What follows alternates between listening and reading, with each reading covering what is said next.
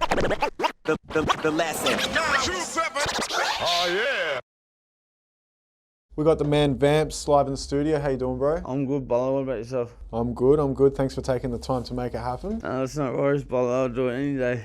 Now, I guess just to give it a little bit of context, we shot an interview very early in the piece when we started the whole channel. It was like 2015. Yeah, around the same time I started going to jail was when I done the interview, bro. Yeah, I think you either just got out, I think, when we did it, or you were just going in. I can't remember, but we lost the footage, or something's happened to the footage, and I reckon 2 months ago, you just randomly inboxed me on Instagram going, "Hey, what happened to the interview?" And then that's where it clicked. I was just like, "Oh shit, VAMPTS." I'm like, "We got to reshoot that." So, no, yeah. I appreciate you reshooting it, bro. 100%. Yeah, no, and thanks for reaching out, because it kind of just went under the radar after that happened, and then I might not have thought of it, if you never messaged. So it's good that you did. And yeah, like when we spoke, I hadn't spoken to you in a while, and you mentioned that you recently just got out of rehab. So we'll get into your whole story, like even the stuff before the music. Yeah. But just to sort of pick it up from where you've been for the last, I don't know, like few weeks or however long you were in rehab, can you tell us a little bit about like what, how you ended up there in short, and how that experience was? Basically, I just sat there one day and just said to myself, like, if you keep doing what you're fucking doing, you're not gonna fucking get very far with like anything, like any like plan or like goals without a plan is a wish.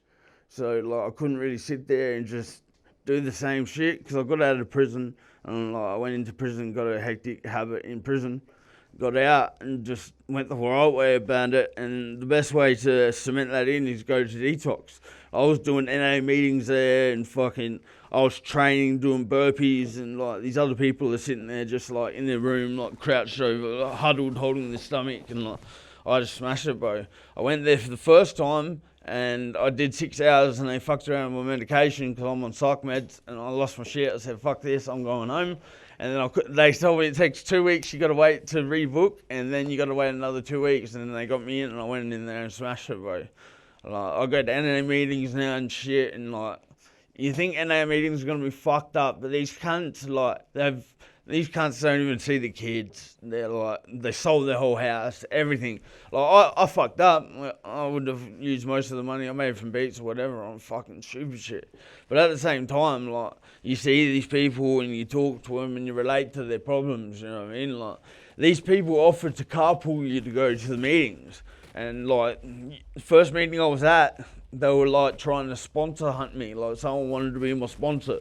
And like, I still haven't found a sponsor, but when you have a sponsor, you speak to that person every day. Basically, my brother that's here with me now is my sponsor. But you find a sponsor and you go and you speak to them every day and you tell them what happens. Like, it's weird. Like, in jail, people think you're not going to talk about what goes on in your head. That's all you talk about. It's what goes on in your head, and you help each other. Like, you'll be doing push-ups and like, cunts will be sitting there like, "Hey, bro, like, you need to talk to your family." I didn't talk to my dad. My dad told the police where I was when I got caught with that. I was burning for 6 months, didn't talk to my dad. Then I called him up and said, "Oh, I've got to change this shit," Like, and that's because of my brothers that were in there, but they were like, "Well, your parents aren't actually criminals. Like, they didn't do the wrong thing.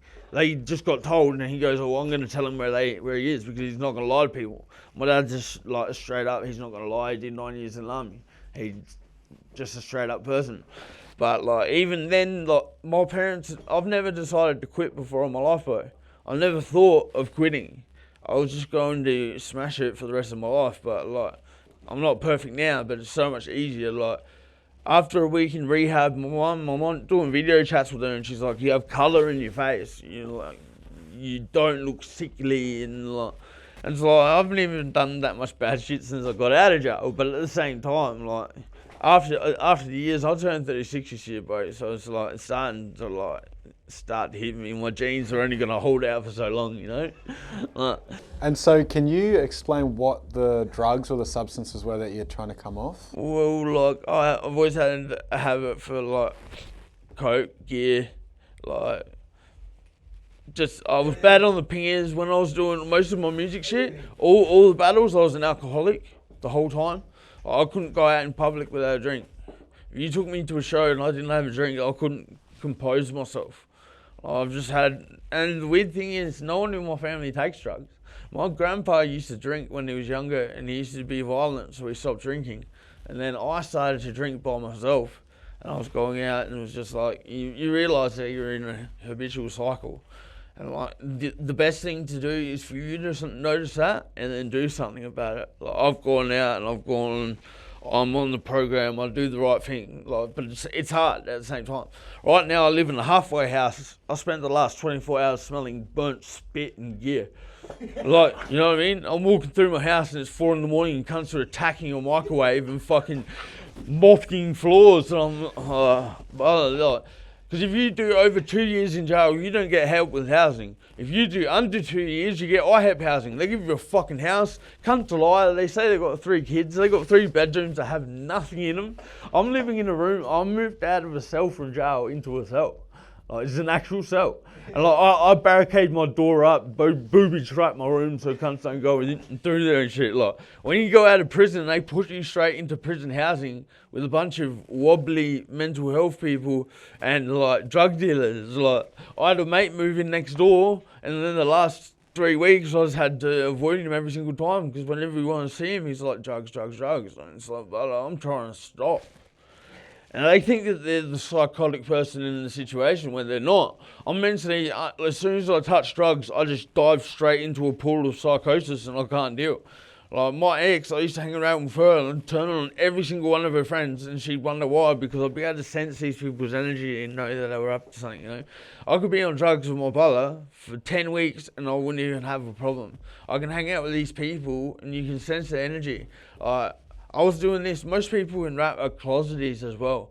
They've all touched drugs. I've hung out with them, they're all in backstage, hiding their faces from cameras and shit. I'm just checking what the time is. I don't give a fuck that you have a habit. Because I've had a habit since I was 14.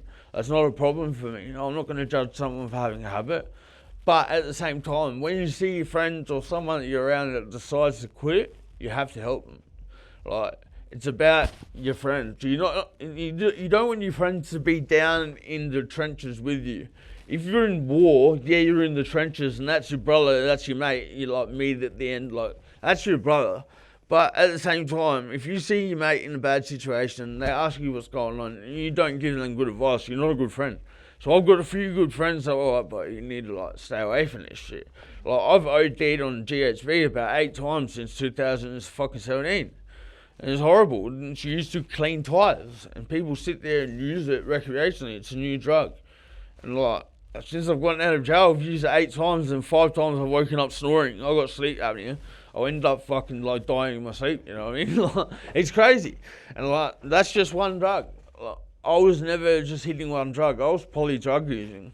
My parents used to flip out. I was 14, 15 years old. They roll in my room. I'm snorting fucking pills. I'm smoking gear. I'm doing this and that. And they're like, what the fuck are you doing with your life? No one in my family even touches drugs. So like, when it came to that, they were actually pretty supportive when it came to helping me. But at the same time, you can only help yourself. I was in jail, never had a habit, and then ended up with putrid like habit from the drug that you use in jail, which is mainly bupe. I was on that every day for fucking 3 years. Not one day did I not have. We were on lockdown and there was no one getting into the prison. It was hectic. My brothers were in like punishment, stuck in like the freezer in G Division, like bundled away and shit. Like, I got to see grass when I was in jail last, which was crazy, but like my brothers don't see grass. Like, they just do inner walls and do like heavy, like maximum security prison. For some reason I can Jedi my way through it, but like, they test me, bro. I had cellies that were in for murder, and like, it was so weird. We stare through the fucking trap for 5 hours at night like this, looking through the trap. What are you looking at? They come around once an hour. You know, like, some of the psychosis. I was sold up with someone that flushed a toilet, mattress down the toilet in G Division, bro. He had to rip it open with his teeth and put pieces of this mattress down the toilet, and he made one of the whole wings offline. And they put me in the cell with him. This cunt threatened the Premier. Goes, I'm going to kill you if you do not release my friend from psychiatric care.